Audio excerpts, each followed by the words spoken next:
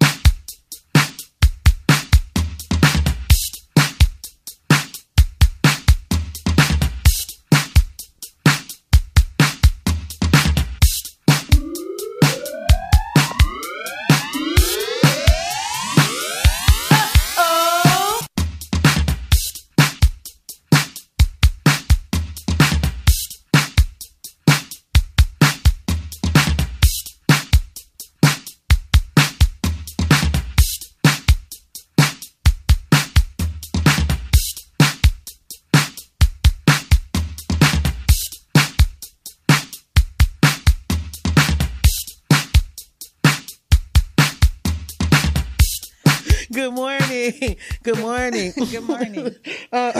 Welcome to the ladies' room. I'm Brenda. It's your girl, KB. Morris Media Studio Live. Hey. Kim, how was your week? It was good. I had a good week. Oh my God.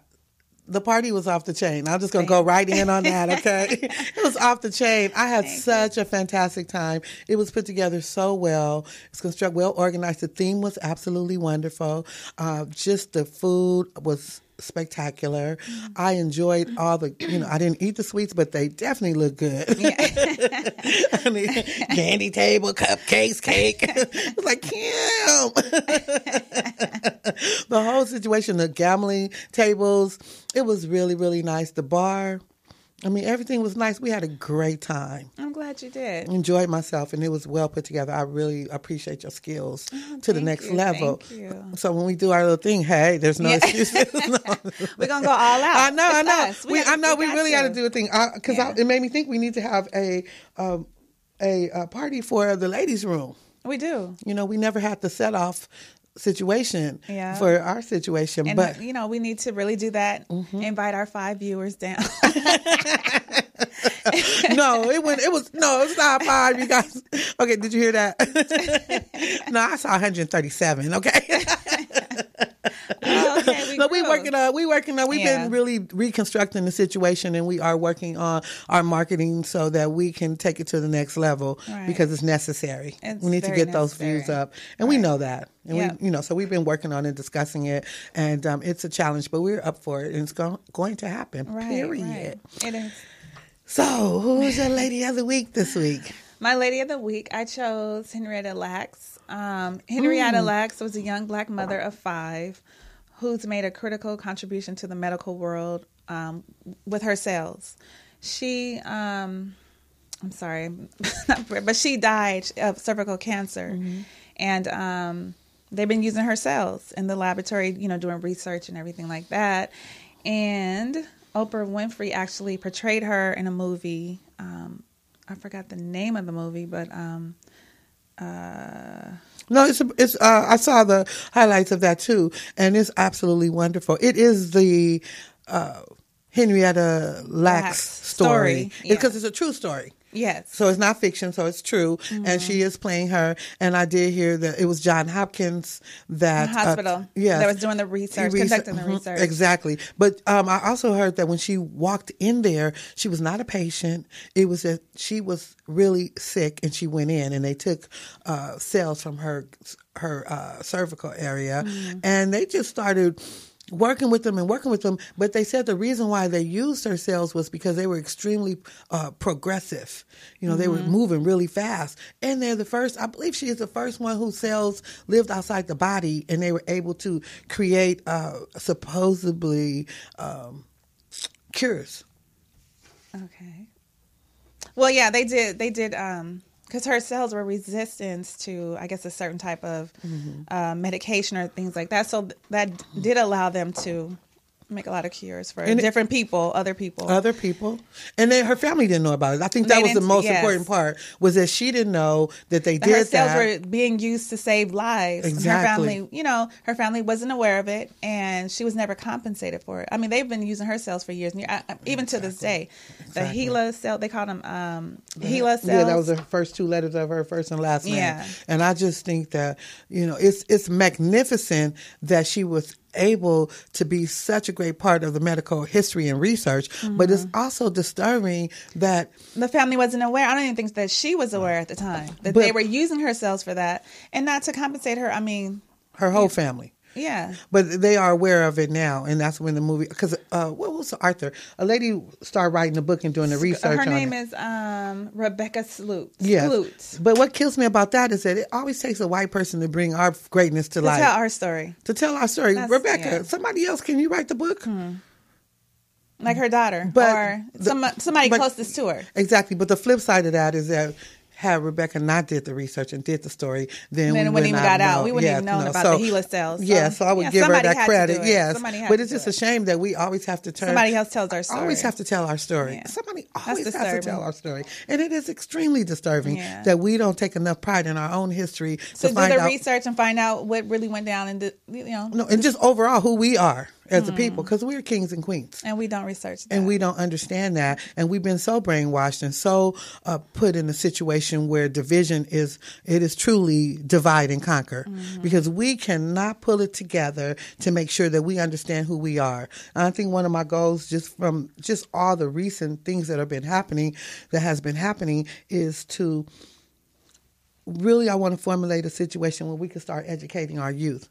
Like at the age of 4 and 3, and let them know your history, let them know who you are and how beautiful and how wonderful and all the things that we have done, African Americans have done in this society, creating everything from the peanut butter to the light, to everything. And we never get the credit for that. And if we don't know and love who we are, that's why we are so easily persuaded to look and put other people on a pedestal opposed to ourselves. We see an African. We've been doing it for so long. Yeah, that's what I'm talking about. We've been in the dark so long. And you see an African American queen, that doesn't mean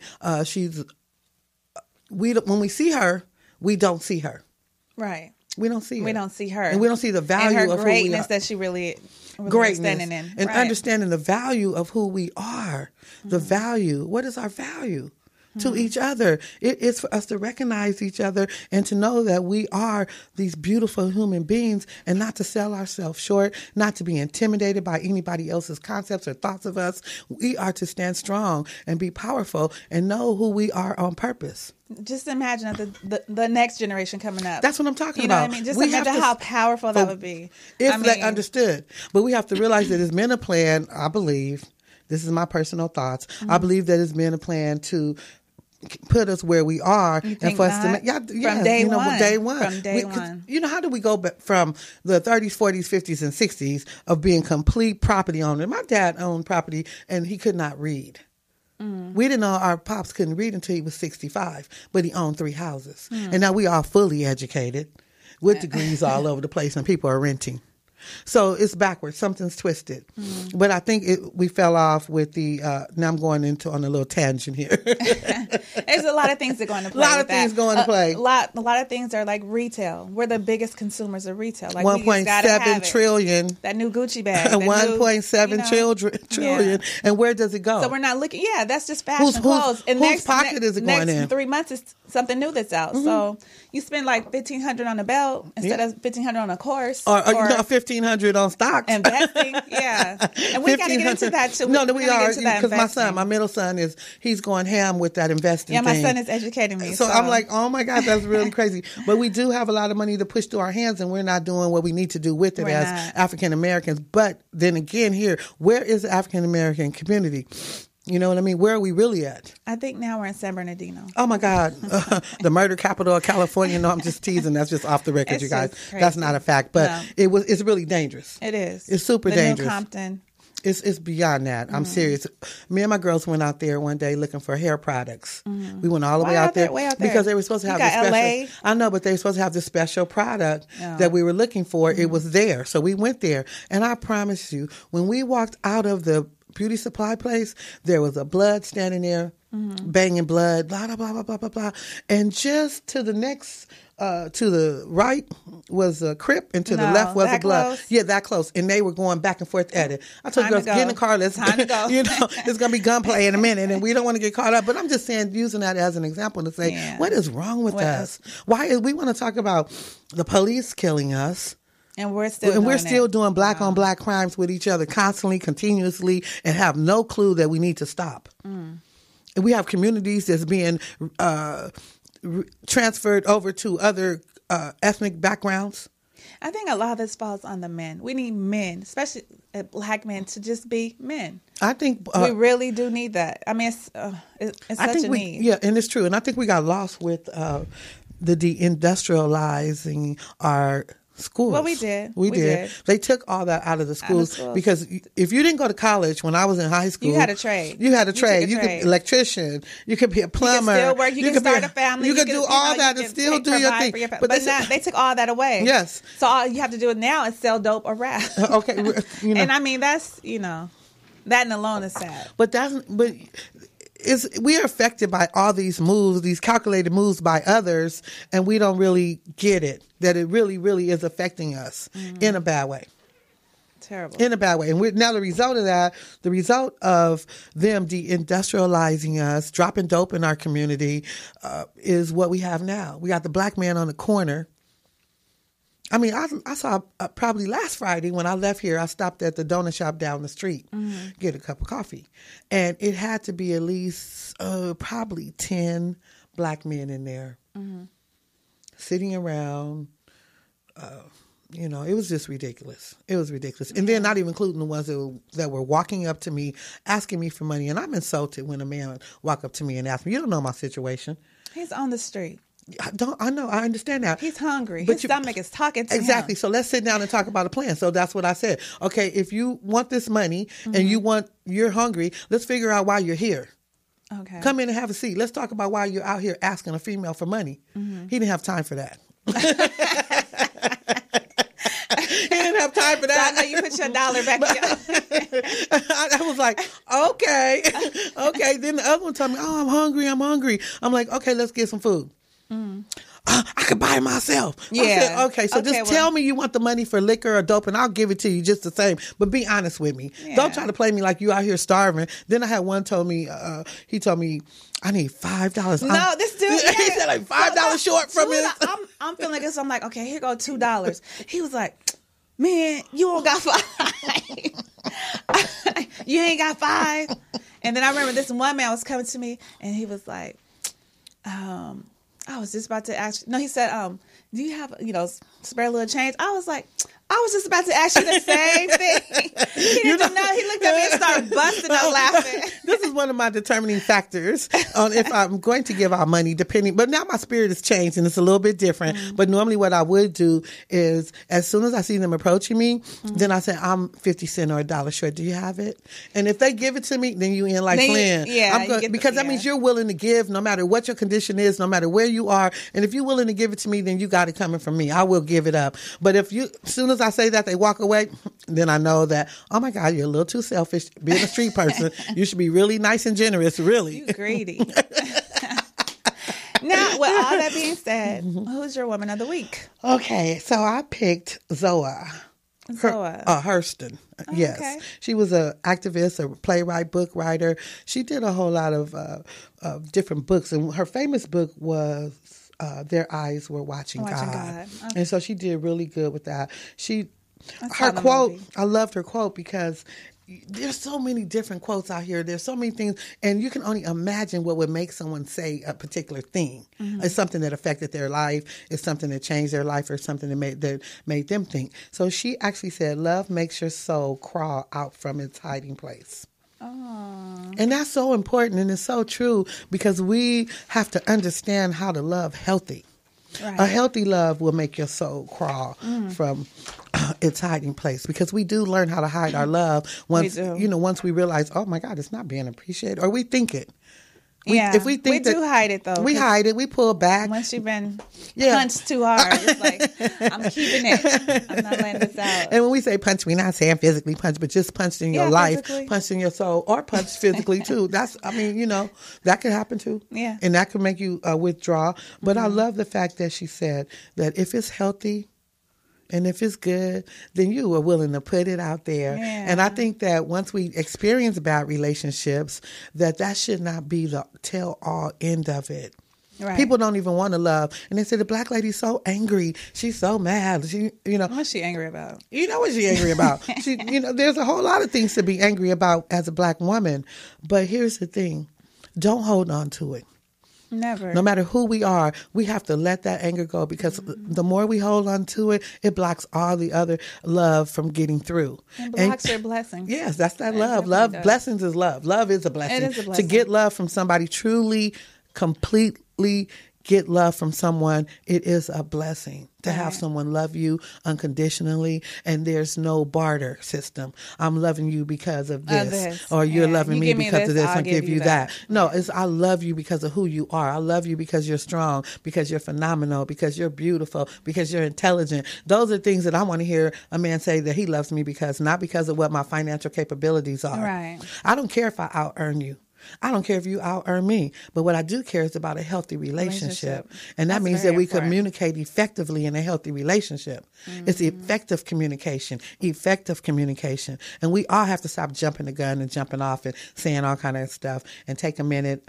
One of the things I learned is to take a minute.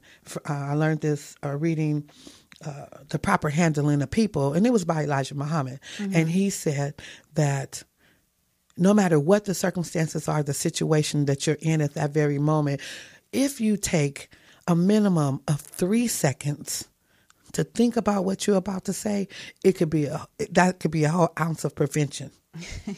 3 seconds could prevent a whole bunch of stuff. 3 seconds just to say, do I really want to say this? But we're hot, we're emotional, so stuff is just, it rolls out. But the one thing I have really tried to practice is that 3 seconds. And I don't always get it right. I'm going to try that. I don't always get it right.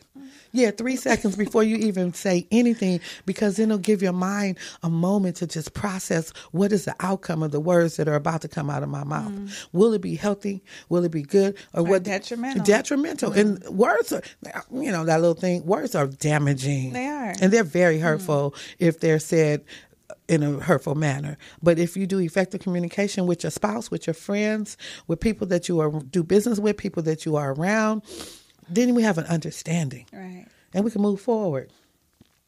So, but I loved her because she was beautiful. And she looked just like Queen Latifah Zora. Yeah. I mean, she is, Queen Latifah was. That's scary. That's way scary. That is way too scary. She looks exactly like Queen Latifah, from the body build and all that. Yeah. The face, the nose, she has more freckles, but she totally, when I saw her, I was like, is this Queen playing her? She took a picture of her, but she looks exactly like her. She was powerful too. So I think she was reincarnated through Queen Latifah. It seems that way. Okay, yeah. So it's break time. It's time for break. Okay, we're going to take a little break. We'll be right back. We'll be right back.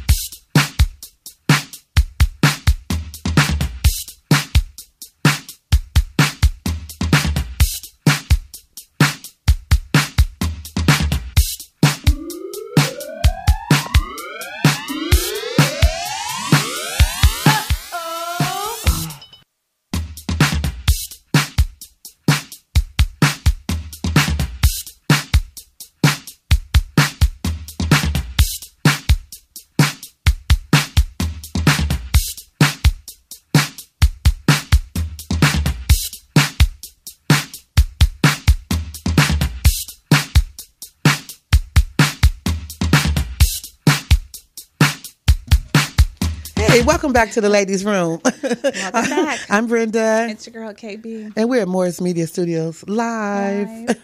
Ladies' room. Hi. You look cute in your yellow. I like that. Little sunshine. I know. That's super cute. Thank you. I want to touch on Harvard University. They gave away their prestigious. Award, the W.E.B. Du Bois Award. Well, it's a medal. Yeah, that that's they gave awesome. away. I can't even talk. We all know W.E. Du Bois was an activist. He fought for educating Black people. He was all about empowering Black people, and that's so important. It is, okay, and necessary. Oh my jeepers! So a list of people that the medal went out to is Dave Chappelle, Colin Kaepernick, Kenneth Chenault. He was a chairman of the General Catalyst. Shirley Ann Jackson, president of Renaissance Polytech Institute. Pamela Joyner, she's a prominent art collector and philanthropist. Florence Ladd, a psychologist and author. That many? At one time? Yes. Brian Stevenson, executive director of Equal Justice Institute. Kehinde Wiley, I like that name. Okay. He's an artist. He's the artist that did the Obama portrait. In the Natural Portrait Gallery. So yeah, that was good. Yeah, that was really awesome. Good for the recipients. Oh my God, that was. But what surprised me, Colin. They are really working him. The football player, the NFL player that stood up. Kaepernick. Yes, I couldn't pronounce his last name, so I knew Colin.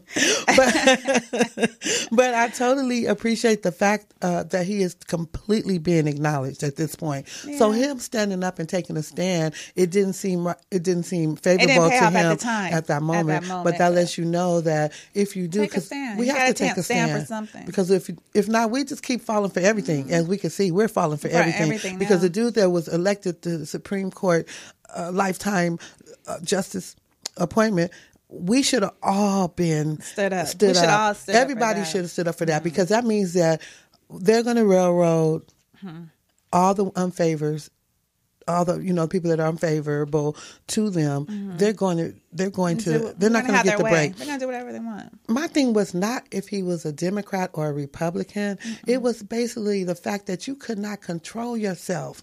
You could not control your character, your demeanor. You could not sit there in front of national television and go off. So I want to see you in the Supreme Court justice. I'm scared of that. No, you don't deserve that. If you cannot admit what you did.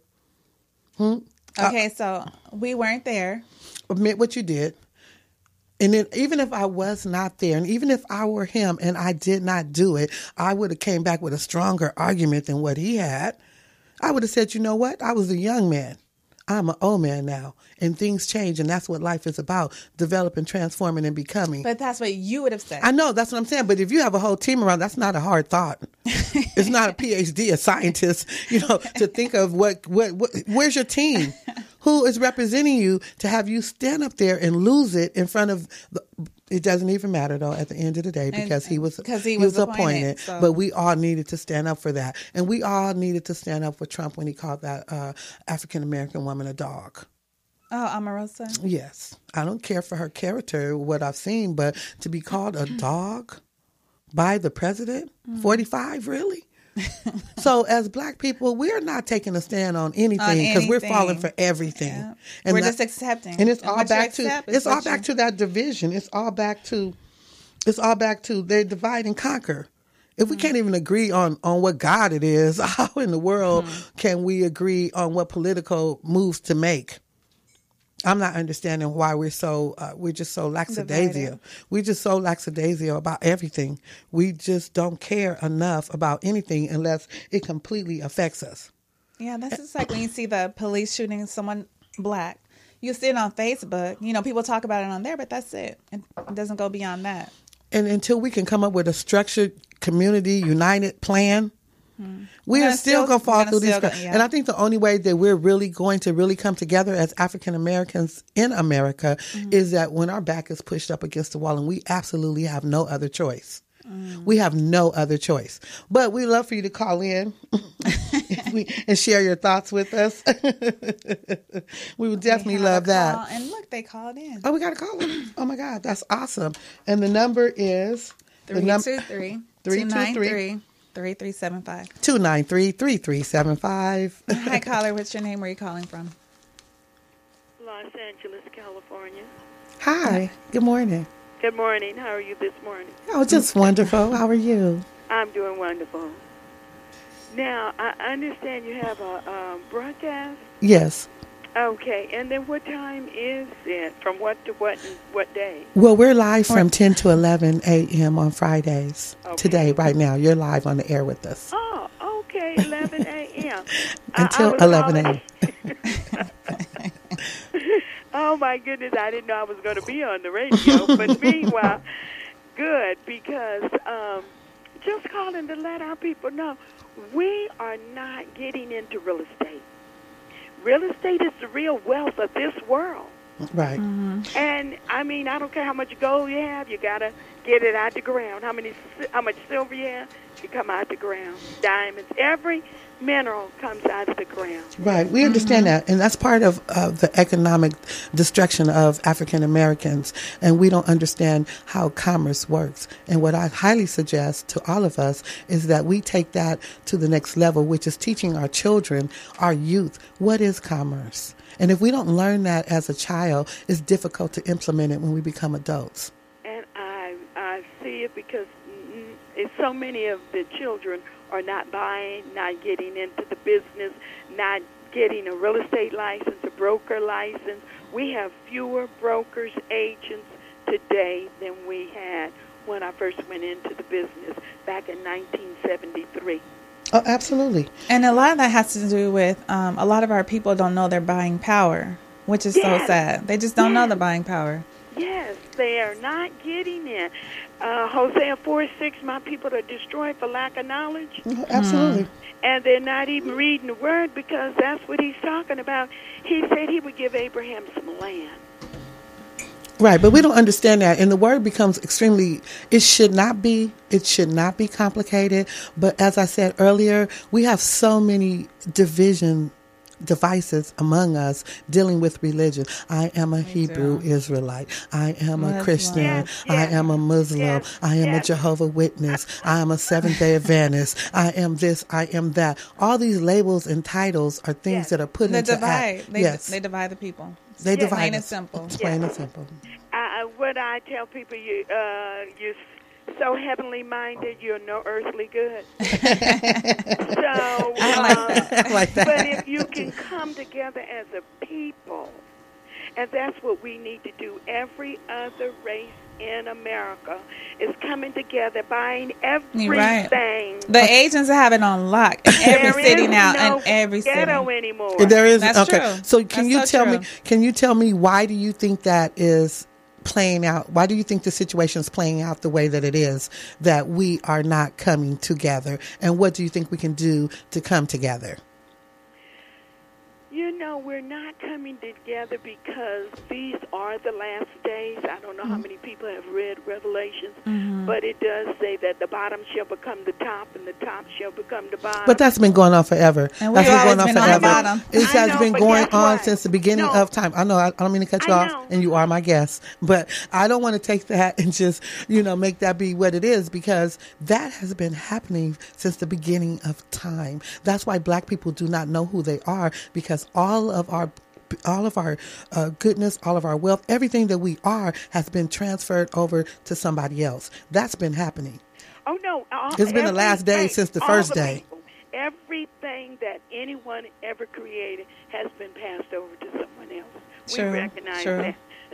Excuse me. But if we bring up our children to believe that we can come together, be together, work together as a unit and a team, it can be done. I think tradition has a lot to do with it. You see a lot of other races, they have traditions. We don't. I think Yes, that plays a that's big true. part in it. That's true. We used to when I was a child, because it was mandatory that we got together as a family. Right. It wasn't do you want to, Right. or I don't like them, or I'm mad at so-and-so. Yeah. No. When my grandmother called us together, we all showed up and were present, whether you wanted to be there or not. Right. So what do we say? Lack of what? What happened? We lost a whole generation of unity, a whole generation of us passing down those what do we those call gems of life. Yes. That you would We're pass going to on. have to come back together. How? And, well, number one, you have to talk to a person in order to get some understanding. There's no other way of doing it unless we speak to one another and know what's on one another's heart. And how do we do mind. that? Where do we And start at? We start one-on-one. Everybody that comes through my office, I speak to them in regards to real estate, the importance of owning it, the importance of being able to pass it down from one generation to the next generation. I have property in my family that's been in my family since 1917 and probably 1908 because my grandfather came to Los Angeles in 1906 and he bought some property. And then he bought some land, and he built on the land. I own the 3 units he built for his daughters and for his wife. And I understand that. Not to cut you off, but I want to interject something here. I do understand that. And as I said earlier on the show, my dad did not know how to read until he was 65 years old, and he owned 3 properties. And now we are all super educated, and don't have anything. So that's right. So I wanted to touch base. I'm a real estate agent as well, so I do understand the importance of home ownership. And I was just riding through Los Angeles yesterday, and I'm thinking to myself, an acre of land is an acre of land, and it does not matter where it is. It's still where it's an acre. But until African Americans and Latino people understand the value of property, which means maintain it, put some paint on your house, do the grass, keep the yard up. It's still your value decreases because of the way that the land is kept. Being kept. That's true. And so we want to say, own, get this, do that. But I think it's a course, like I said earlier, I believe this, we need to start teaching commerce. We need to teach. That wasn't taught in my home. Financial responsibility was shown in my home, but it was not taught in my home. Oh, well, for me, I help my children and my grandchildren own their own property. And that's no, I understand that. Yeah. No, I understand that. Because I'm making sure that my children the value, and they know the value, and I tell them that you cannot plant collard greens and carrot and corn in a condo. You need land. No, that's true. It's understandable. No, and I mean, I'm now with the understanding and the maturity where I am right now in life. I truly understand that, and I'm urging all my children to make sure that they are property owners, and I'm doing everything I can to make that happen. But it's a bigger picture. And it is each one teach one, and it is the one-on-one. And I applaud you for the one-on-one, because that's important, because if we can put a message out there to one person, they could possibly deliver it to another person. Mm-hmm. Before it was social media, it was the word of mouth. Yes, it was. It was the word of mouth. So that's important. The only way we were able to actually help one another too.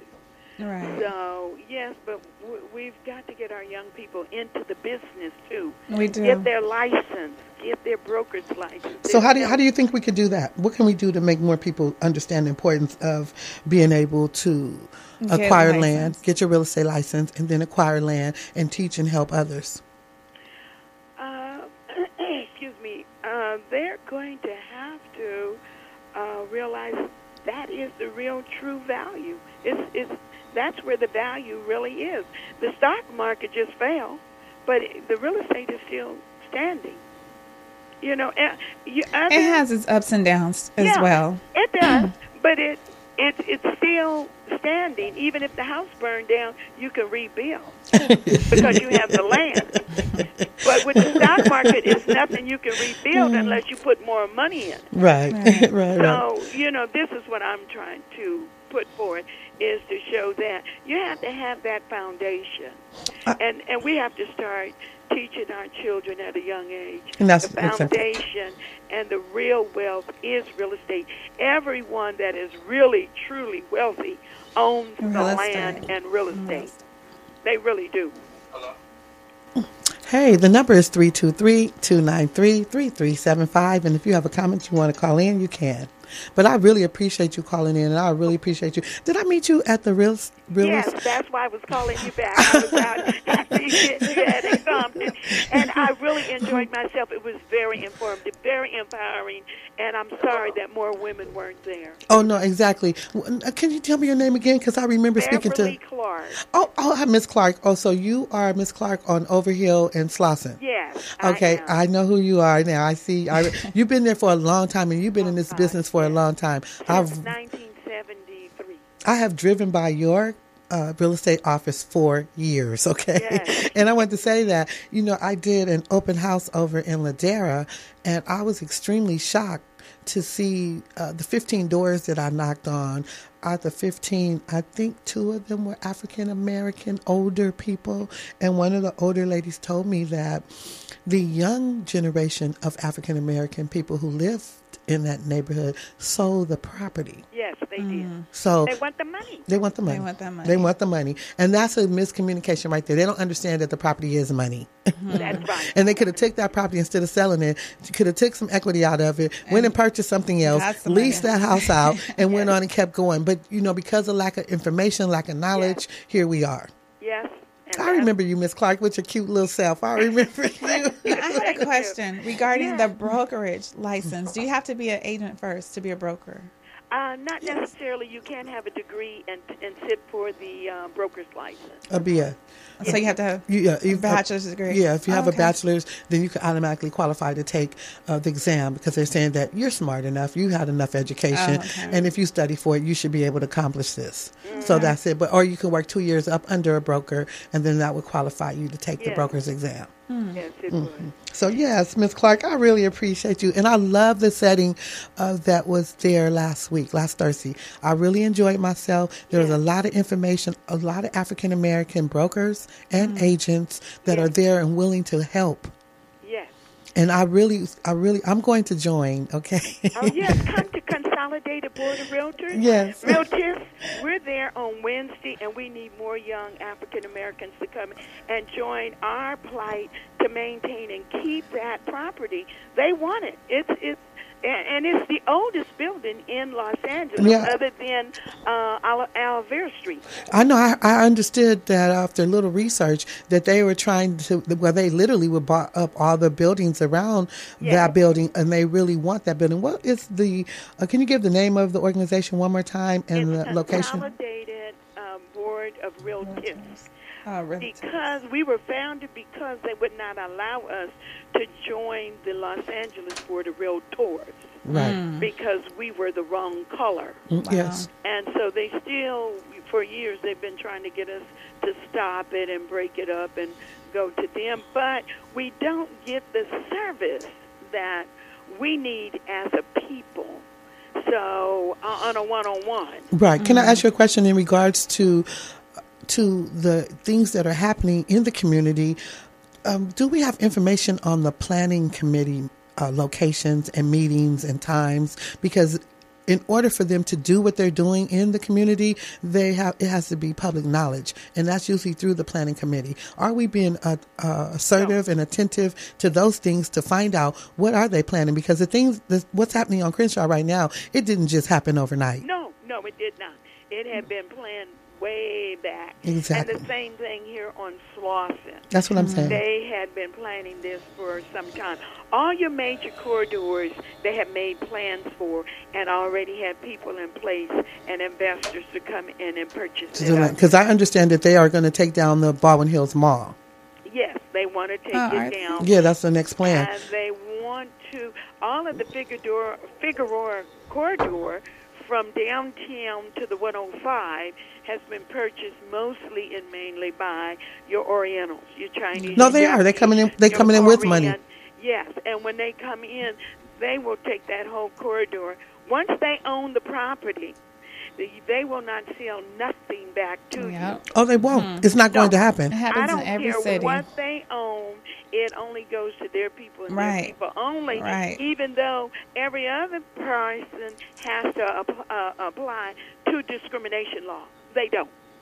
Well, we need to start That's enforcing true. that, and we need to use our power on the board of realtors and consolidated realtors The to realtors are fighting it now. We also have the board of realtors that are making it mandatory that we join their board in order to sell any real estate anywhere in the state of California or Los Angeles area. And that's important. And that's not a state law. They're not a state function.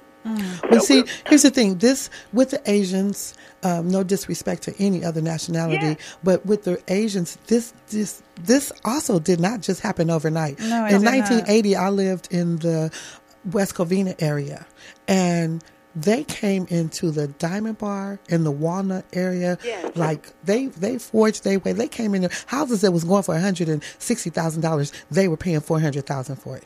Yes. Just to block that market, just to keep everybody out. And that's what they did, and that's what's happening now. And we do have to take a stand. Beverly? Wherever they live, they will not allow any other race That's move true. in.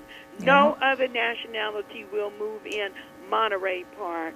Gardena, they just decided to give it up. But wherever they live, there are no liquor stores. I tell people all the time, pay attention what's going on around you. And they will not have it. You can't get a liquor license in their area. No, They of won't course. allow it. And that's with any other area from Beverly Hills to anywhere else. There are it's not a liquor store and a church shack on every corner and a motel on every corner. No, it's not going to happen because they're not going to perpetrate that type of mentality that it's okay.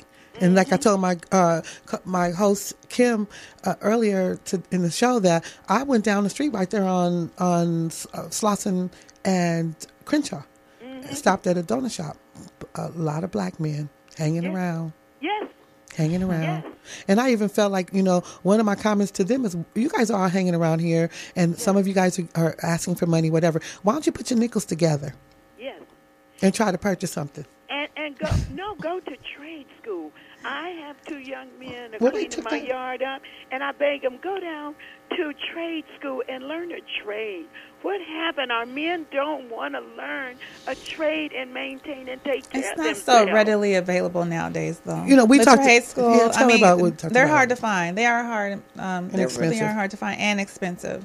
So it's not the same as back in the day. What it used to be. And that's what we talked about earlier on the show as well, that when I was in high school, there were trades for the young men. They would prepare you for who the didn't next want step in life. who didn't want to go to college. They had the Right. electrical program. They had the plumbing Outlet program. trade, They had the welding. they had the Build up welding. They had the Yeah. welding program. I'm talking about in the high Culinary. school, in Right. culinary, in Oh, the high yes. school. But In now high these school. programs cost, and they cost just as much as a college. So- nowadays, so Yes, they do. it is hard. I think that a lot of our men do want to do things, but it's just hard. It is hard. But life is hard. But that's It's true. never going to be That's easy. true. You put your shoulder to the wheel and just push. That's because, right. Trust me, I have been pushing from day dot. I have not stopped pushing. As women, that's what we do.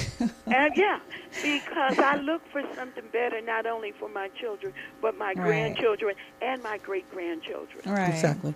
And they said, a person's, I think this is one of those statements that's in the Bible. I'm not word for word with it, but you will know an individual by what their grandkids, what you leave your grandkids. By its fruits. Yes. So, grandkids. Grandkids, Yeah. yes. Right. And when you can feed your grandchildren when you're dead, then you've done something. Right. Yeah. You've left a legacy here, and we're just so far away from that. And I think a lot of it too was the relocating. Back in the early '80s, black people wanted bigger houses, so they moved out to Moreno Valley. They moved all the way to Palmdale. All these desert places where there's no real activity to financially grow yourself, unless you think outside the box, unless you understand that I can generate money and I don't need to be on an 8 to 5 to do it. Right. But once you're there and you look around, I went to Palmdale. I lived there. I think I stayed there probably about, I don't even know if it was a year. It was so disgusting.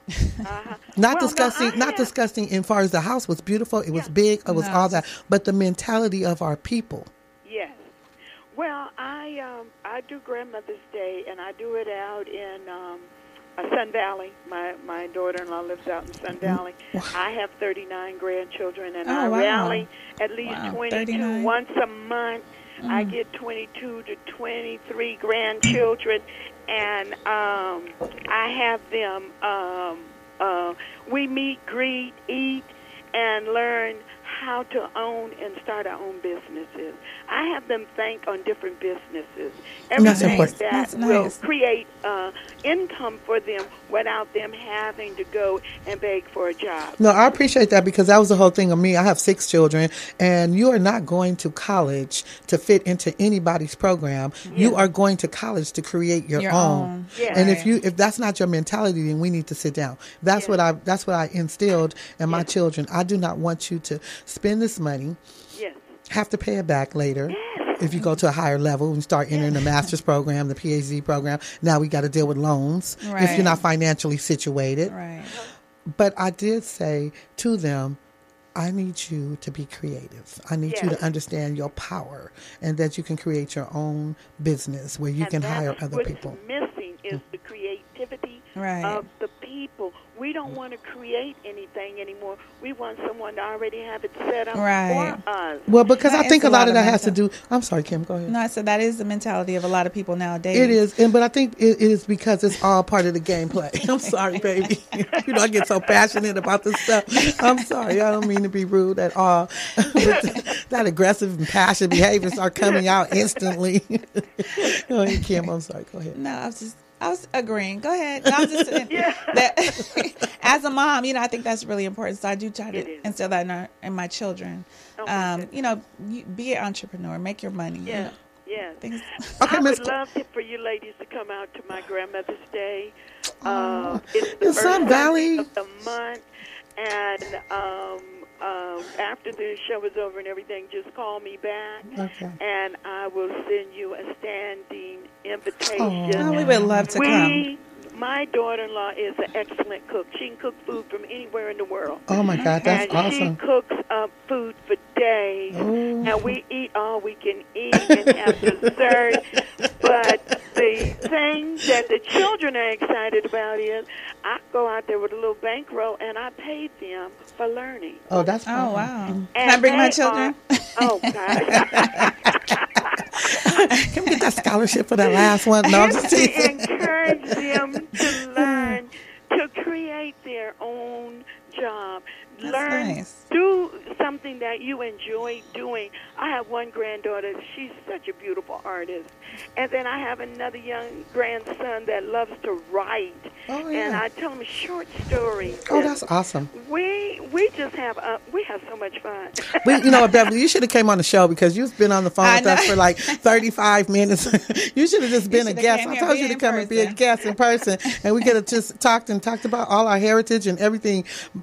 But okay, so Ms. Clark, I know who you are, and we definitely going to do a follow-up, and I am going to really look into the Grandmother Day. I think we should. That's something we should create. Remember, the first Sunday in November is at my son's ranch. We got horses and llamas and animals up there for the children to enjoy, and they can go horseback riding, and we have a real good time. We had a little boy. No, we had 2 children were brand new. Ooh. So we have gifts that we give if it's your first time coming.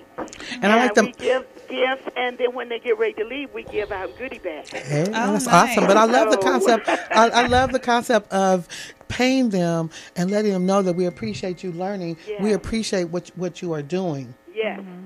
Yes, in school, out of school, and at Grandma Day. So the children are just fired up for Grandma Day in November. They are like, Grandmother, we're going to really get some real money. I said, yeah, you will. Bring your report card. You have to bring your report card. They said we are going to get some real money. Yeah. Because normally I give $1, $3. No, they need some real money. Some real money. But I also witnessed that at one of the churches that I visited, had opportunity to visit, and they also just inspire the young individual to be educated. They'll buy them a new suit if they get all A's. They get $100 if they get all A's. Yeah. But if they come in with just A's and B's, they will get new clothes. I mean, just certain things. And it's so important. Yeah. So it is happening up under our noses. We just have to magnify it. Yeah. Yes. Okay, Ms. Clark. I have a friend that does Grandmother's Day now with her grandchildren. Right. That's a beautiful concept. I probably will adopt that. Yeah. Yeah, so call me back, and Okay, I'll definitely. let you know the date and give you an address and directions on how to get there. Okay, Ms. Clark, thank it's you so been much such for a pleasure. inviting us. Okay, and thank you for having me on your show. Thank you. Awesome. Okay. Have a wonderful one. You too. Bye-bye. Thanks. Yeah, I told you that I went to the realtors, the realists, Yeah. and it was just a lot of just black realtors Right. and brokers, and it was so bomb because just the information that they were giving out, and you have a lot of people with that mentality to help each other. Yeah. It's important. Because, Christopher is interested in getting his broker's license. And I Okay. thought you had to go, be a realtor first and then go. So I didn't know. Christopher is your son, My Christopher? son, Oh my Christopher. God! And when do I, Christopher? I know. I thought his real name was Christian. It's Chris. No, No, he man, doesn't you like already when they know. call him Christopher. It's Chris. It's but Chris. yeah. Okay, well, he can do But I it. named him Christopher. So He could do it. He can roll with Khadijah. Right. It's But good. I'm thinking that he had to take the first step to be an agent because that's my next step, and then I'm thinking, no. so he can go straight into. He can go broker. straight. He have to study for it though. Right. And so that's it. But like I said earlier, if he can get through with his Because he has the bachelor's, bachelor's. okay. Let's talk about So it. Let's hook up with him, have him Wednesday, come. we need to come here Wednesday to the To the Consolidated Realties. Board of Realtors. But because I went there on a couple days ago actually, and it was really bomb. Okay, so It I'm was going to bring him all and black Anthony, people. both Yes, of them. yes, absolutely. They can Right. come in and see that part. But I would love for them to come to the office and do Tech Tuesdays and then Yeah, I'm Thursday trying meetings. to get Anthony in there. And so, yeah, if he could do that, then Yeah. that's a great start too. Right. But yeah, so it's important that we pick it up. It's Monopoly. Like, pick it me and Aiden play Monopoly. And he's like, on a power trip because he owns like 10 properties. Good. Keep that's that. Keep awesome. that mentality. Because you have to do this in real life. Right. Let's generate the money so we can do this. Right. Okay. Stay out of jail. No, use that. Don't talk about that jail stuff because that'll send me on another rant. Okay. Not today. The SB10. You will not be able to bail out of jail on August 2019. Governor Brown signed a bill that is in effect right now. Now we have to get so many signatures to stop it. But why do we? This is how backwards. This is what I'm talking about. Our system. backwards system. Now we have to. Why didn't we sign the bill for it to come into law? Right. Why didn't we have to sign all this Right. petition and stuff? But he already signed the bill, and it is the SB 10. You will no longer be able to bail out of jail. So if you have a job, you lost it. Yeah, Basically. yes. In order to get in front of the judge, it's going to take 14 days to 2 Who months. knows? Yeah, they're backed up, so it can take months. Yes. So be careful about your moves, and if you can, tell your family members so that they can be careful and that they understand that it's no joke out here. They tightening up this whole situation, and it's financially advantageous to the system because more craft foods and more food companies, they own stock in the prison in the system. prisons. I heard Michael Jordan does too. Okay, Has a lot of he, stock in he joined prisons. it might Must be good money. Huh? but see, and so now they want to reap more benefits. Right. And now if you cut out that middleman, which is the bail guy, they're in. And we got free labor. Right. You can work for nothing. Right. So it's a big old situation that we're facing. It's always something that we're facing that's going to be detrimental to us. And although they want to say it's equal rights, SB 10, they want to say, okay, we want everybody to have a fair chance. On a level playing field. You're not. It's never been level, and I doubt if it ever will. And Trump, he inducted 32 new judges this 2-year term. Yeah. So 32 new judges that he put into place. So it's going to be it's business as usual for him because he is part, we don't know if he owns part of the prison system or his friend or, somebody that this is going to benefit. Business as usual. Black men in prison cannot get out. But we have to watch our steps, watch our moves, and be careful about what we do. Be very strategic how we move. Now, what else? Yeah, and I wanted to pray for the people in Florida. They had the Hurricane Michael. Oh. Yeah, so, I mean, it's brought a lot of destruction to northern Florida. Yeah. So, yeah, I have to check on my in-laws, make sure that they're okay. Well, that's, it's important. Yeah. And that's a hard choice because it's where you live. It's if we have a very massive earthquake, it could be us. It could be, yeah. Do you know what I mean? Yeah. It's nowhere that you could go that they don't have natural disasters. And I think we're due for a big one. I mean, not that I'm looking forward to it. I'm just saying. So do you have an emergency kit? Yes. You do? Yes, we do. We have do. one in place? Emergency exit and all that. But at the end of the day, things You happen. know, it's going to happen, and you just have to roll with it when it does, and be as prepared as you can. Yeah, but what happens if big old earthquake come? The emergency kit is damaged, and the building collapses, the roof collapses. Emergency kit. But you know, we just got to pray for those people that the hurricane is affecting, because you know, I feel that it could be any one of us at any time. Comes and goes. Yep, right. I want a lighter note, a little lighter note. I want to say that Sierra looked amazing at the American Music Awards to me. She looks, she looked really good. Body fit, 2 children, tight and right. I got to give it to her. Yeah. I'm sorry. I mean, I hope her music flourishes. I hope it does too. And she becomes, you know, back the it girl again. Yes, absolutely. Yeah, she's really bomb. But I like her and her husband. Yes, Russell. but she is making investments and making other money moves. Yeah. But I just want to say she did look beautiful. She looked stunning, and I thought that was terrific. Yeah. You know. And then we can go into, we have a few minutes left, or what we going to do? We have a couple of minutes. Okay, so what are we talking about? Now, what do you think about the Jamal Khashoggi situation, the Turkish embassy situation, the reporter? You know, I don't know what to think about that, because they, for one, they had cameras everywhere that captured them cutting his body up and all that. I'm like, I'm just really slow to believe what I hear and half the shit that I see nowadays, because it's just so much. It's so much. Because I just can't imagine that you would walk into an embassy. Right, an embassy. And then even if you're the enemy, right? You walking into an embassy. Right. First of all, why are you walking into why are you there? You're an enemy. If you know. But planned murder for hire. Or look, how to get away with murder. I don't know what it is, but I just know that I'm feeling some kind of way. Me too. That you would take a person's life. I mean, not that it doesn't happen. No, it happens daily in the Black community. Right. But I'm just saying, he's reporting on your behavior, on the things that you do. So you kill him. You kill him. According to, that's all hypothetical. Right. Okay, there's no facts that's what happened. But the thing that really got me the most, like you said, is why would you be in a place that's hostile? And you know it's hostile. And you know you've been reporting on these people. Right. And do you have an ideal look at history? How is it that we can never look at history to apply to today or make it apply to us? Mm-hmm. We can never do that. We all fall into the same old bag of the same old tricks and the same old stuff, and not saying that, okay, we're going to do differently. Right. I'm a Skype in if I was him. I'm not about to physically be there when I know that I've caused. Or I'm going to send somebody else, somebody that they're not familiar with, or, something. I don't know. And so they said that, Trump said that, it was $112 billion on the line. Right. And so he is not going to really do the investigation and do everything that's necessary. Now, don't quote me on he's not going to do the investigation, but that's what's my understanding, that it's $112 billion on the line. And if the United States don't get it, then it would go to Russia or China. Nobody's life is worth, his life is worth more than $112 billion. But from a financial perspective, and we're dealing with 45, who totally believes in the bank. He totally believes in it. I'm not saying it's right or wrong. I just think that they need to do it. That plays a big part of it. That 1.12. Yeah, for the Saudi, it does. Billion. It does.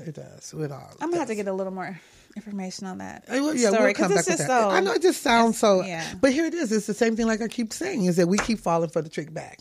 Everybody falls for the trick bag. We're not doing that no more. Let's be a little bit more up on it. Somebody think out the box. Yes, but I want to say it's been a pleasure. It has. It's such a pleasure. I'm so happy. I'm feeling so good. Me too. And we are going to say, see you next week. I'm Brenda. Have a great weekend. It's your girl, KB. Moore's Media Live. See you next week.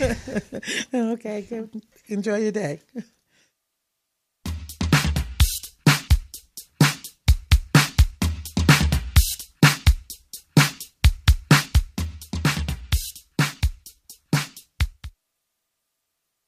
The Consortium of Health and Military Performance, also known as CHAMP, of the Uniformed Services University of Health and Science, known as USUHS, is conducting a study to understand a possible genetic link between sickle cell trait, known as SCT, and exercise-related events, known as EREs, such as exertional rhabdomyolysis, muscle damage, heat stroke, and or collapse. We are inviting African American men and women with sickle cell trait and their family members to participate. Participating in the study will require you to complete a health history questionnaire, a form authorizing our study physician to gather health information from you and your healthcare provider, as well as a one-time blood donation. In order to qualify for the study, you must meet the following criteria: be African American, be sickle cell trait positive, be able to read, speak, and understand English, be between the ages of 18 and 80, and currently not being treated for any mental or psychological disorders. Participation is completely voluntary, and your decision will not impact your healthcare. The results for this study are for research purposes only and are not intended to directly benefit any individual for confidentiality reasons. However, the results of this study are intended to help better shape policies and associated health risks affecting the SCT community. Participants may be compensated for their time. To join the study, or if you would like additional information regarding the study, please contact the study team by phone, area code 240-479-9514,